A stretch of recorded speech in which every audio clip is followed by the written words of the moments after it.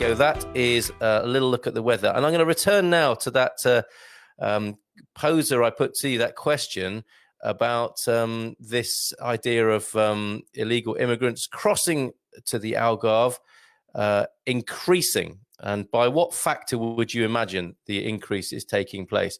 The Algarve is increasingly being sought after by illegal immigrants as a gateway to the European continent. And in recent months, this trend has been rising. Thanks to the PortugalNews.com here.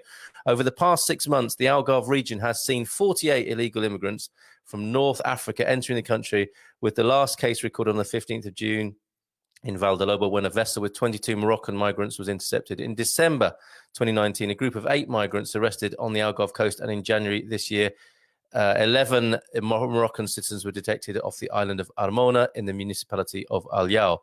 And on it goes, but really, over so many months, this is very few people, folks, okay? Now, I'm not saying it's a good situation to have people rocking up on the beach. Obviously, that's horrible for them.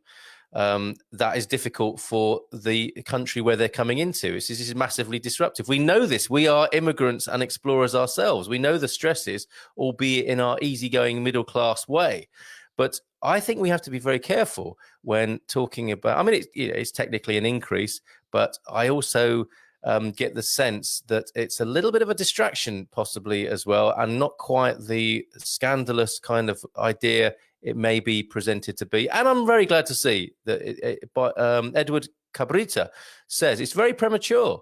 There were tens of thousands of arrivals in Spain, and we will not be able to draw any conclusions from the most recent arrivals in Portugal. We're attentive. I'm in talks with Spanish and Moroccan authorities, and I hope to establish in the coming weeks a direct meeting with my Moroccan counterpart on several topics, including this one, said Eduardo Cabrita. Now, he is the Minister for Internal Administration. And he said, his key word there is premature to consider that Portugal was a new migration route Cabrita underlined that at the moment, Portugal had 3 legal migration agreements pending with Morocco, India, and Moldova. Why Moldova? That's interesting, isn't it? What we want with Morocco is to open a mechanism for legal and prepared migration.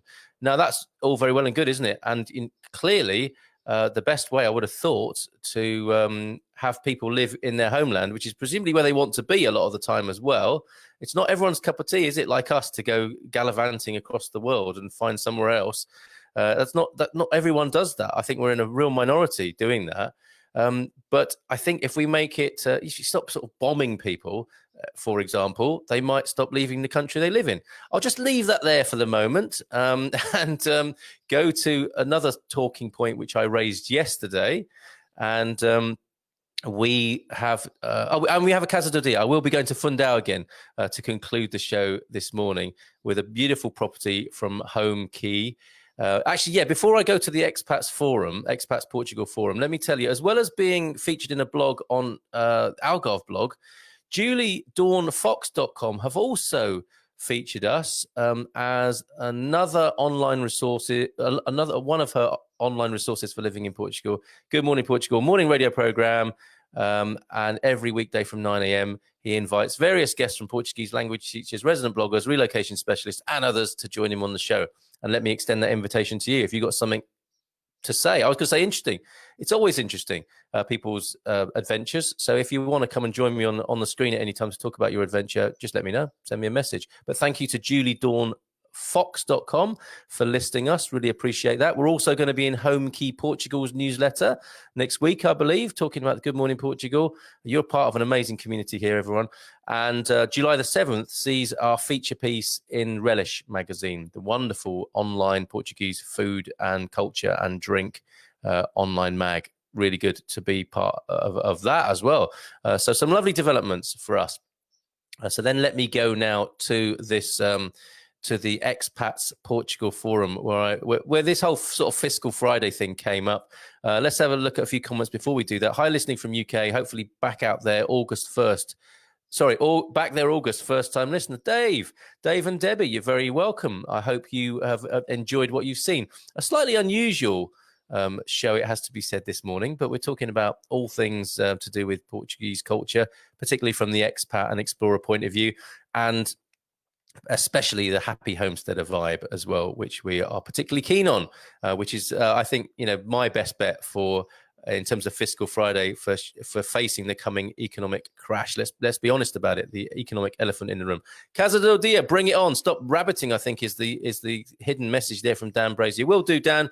Just quickly going to talk about this talking point that I launched yesterday. And we'll actually have a look at a fantastic response from a Portuguese national to my idea that there isn't an economic elephant in the room. And there it is. I posted that up, a little segment from the show yesterday. Are we turkeys marching towards an inevitable Christmas, or can we become Santa and create the gift of a new society for ourselves? And as I said yesterday, Portugal's economy could tank an unprecedented 15% in the second quarter due to the impact of the coronavirus, and on it goes. And I asked the question, mixing metaphors, which is never good, but I say, are we ostriches as well as turkeys, or might we be more like meerkats and perhaps be a bit more twitchy about a situation that they say in the original article is only comparable to the situation registered during the Great Depression in 1929.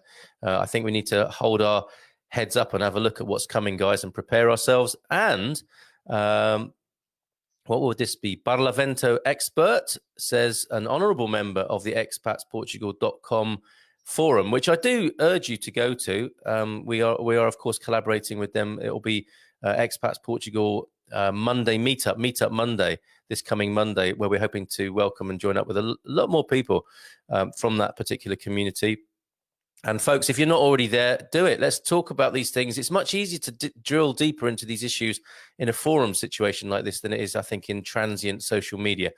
Anyway, Barlavento Expert says, I said it during the 2008 crash, and I'll say it again now, never, in capital letters, underestimate alma portuguesa. And as we found out from Owen the other day, alma is soul. Never underestimate a Portuguese soul. And I'm hoping us expats and explorers in this community are developing a bit of that Portuguese soul and enjoying it and living it.